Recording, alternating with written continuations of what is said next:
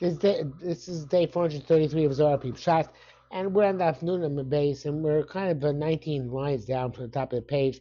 The easy way to find it is you look at the Nitzutze Zohar in the right hand column. It's one line below that. Two pasuk Rabbi Shimon. Rabbi Shimon opened and said, "Nu Mashem LaAdoni." Now there's a pasuk in Tehillim Kufiyud, and the remainder of interpretations. Some there, the Rashi there says something about the Kosh Baruch Hu to Adoni, referencing Avraham Avinu. The Malbim says it's referencing David HaMelech himself. Here it's the Hakadosh Baruch Hu on the higher madrega of Shem Havayah addressing the Chavayachol, the Hakadosh Baruch Hu, Lord Madrega of Shem Adnus. So he says, Nu Mashem Ladoni, God makes the speech to God.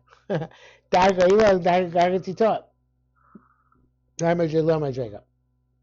Kamai says, Shevli Mini, sit to my right. So the right always represents Ches, at least Kashora, and to connect Ma'aravis, the west, Vidromis to the south. So normally, you south is to be right, but if you're facing west, then south is on your left. So and the Sulam says, why are you facing west over here? So you're facing west because you're trying to be masakin the nukva, which is evidently connected to the west, because the sun shines and gives right from the east, and then it sets in the west. So the light comes to the east initially towards the west. So therefore, the shefa comes from the east. The nishba is in the west. So therefore, the nukva is in the west. So therefore, if you're dealing with nukva, which is nishba, it's now facing westwards. And therefore, when you're facing westwards, so then to our we're facing west, so south is on your left, not on your right. So how does that work? So he says, the Zohar says, so this question is smaller bimina, that which is now on your left, because south, when you face towards the nukva, you face towards the west, is really the right, because you're facing east, it's on your right.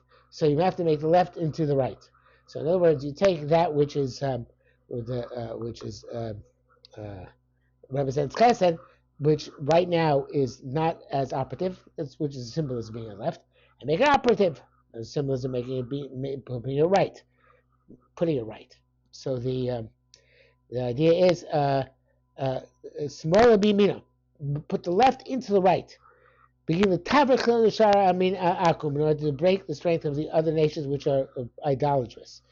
Okay, so in other words, the idea is when you're facing something which is distant from a Kosh Baruch Hu, so to speak, the nukva, in this case, as the Chulim says, you will find the ches is on your left.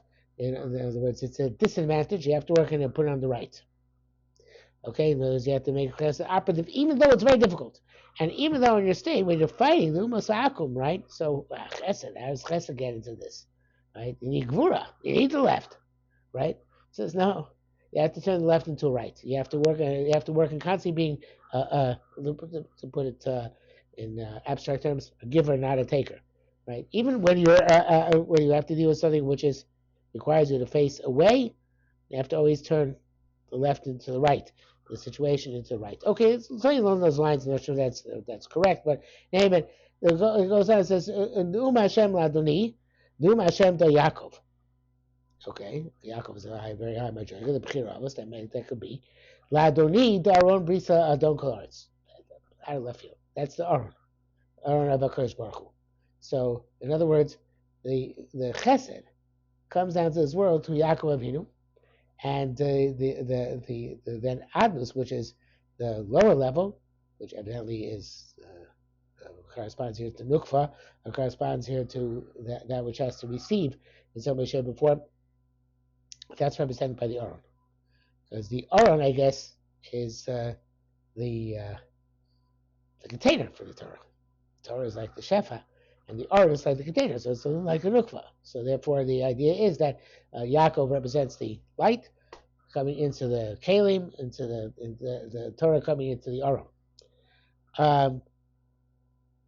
Interpretation, Nu'um Hashem do Yovela. the Yovel. Now, this is not talking about the 50th year, I think. It's about the 50th, the great Yovel, which Rabbeinu Rambanan B'chai talking about in Parashas Bar, that the world is 7 times 7 cycles, 49,000 years if you take the 7,000 years literally, much more if you take them as being allegorically. But anyway, and it culminates in the great Yovel, when Olam Hazeh comes to its great perfection.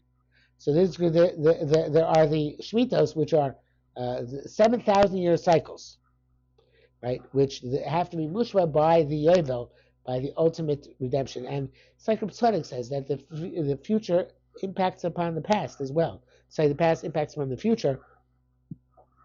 I should say the present. Say past impacts on the present, future impacts on the present.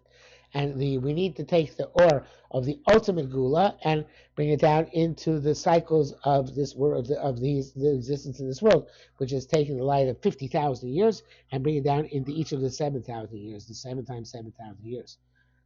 So this is, he says, Darachnu Hashem do Yovlelo Ladoni do Shmita. See, we have to yes Adonai. Now that doesn't say by Shmita. It says it by Evan Ivri, who goes out in the 7th year, but not necessarily the Shemitah year. Whenever his 7th year, his term is up. But the idea is that there is Shemitah is a time of Ava, right? The person is released from his work, released from his labor, and a time of Avas Hashem. So evidently the Avas Hashem of the great transcendence of the great Yovel somehow impacts upon each every Shemitah. We'll come back to it again later in the continuation, but we'll stop here for today.